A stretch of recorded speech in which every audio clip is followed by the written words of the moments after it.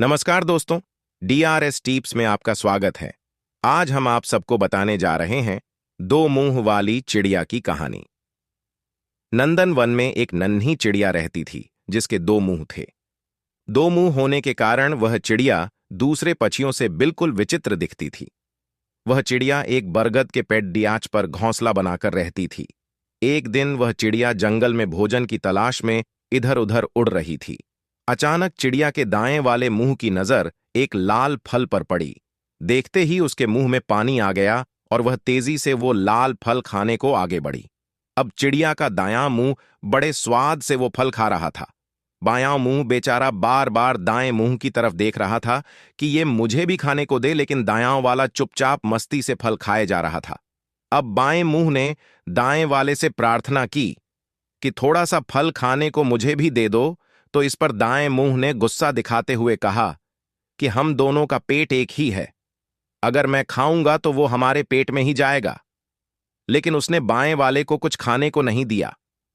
अगले दिन चिड़िया फिर से जंगल में खाने की तलाश में उड़ रही थी।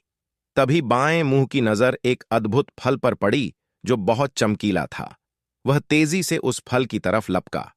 अब जैसे ही वो फल खाने को हुआ, तुरंत पास बैठे एक कौए ने चेतावनी दी कि इस फल को मत खाओ, ये बहुत जहरीला है।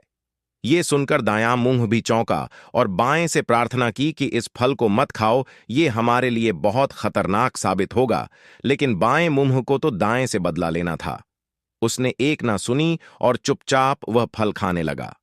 कुछ ही देर में चिड़िया का शरीर मृत होकर जमीन पर गिर पड़ा।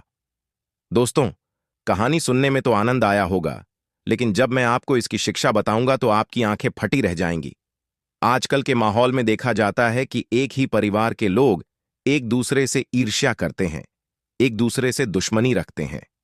लेकिन जब भी वह एक दूसरे को नुकसान पहुंचाने का सोचते हैं या एक दूसरे से बदला लेने का सोचते हैं, तो नुकसान पूरे परिवार का ही होता है। इसलिए एक दूसरे से मिलजुल कर रहें, क्योंकि अगर परिवार का एक भी सदस्य गलत काम करे तो नुकसान पूरे परिवार का होता है। यही इस कहानी की शिक्षा है। दोस्तों, अगर आपको छोटी सी कहानी अच्छी लगी हो तो लाइक, कमेंट, शेयर और सब्सक्राइब जरूर करें।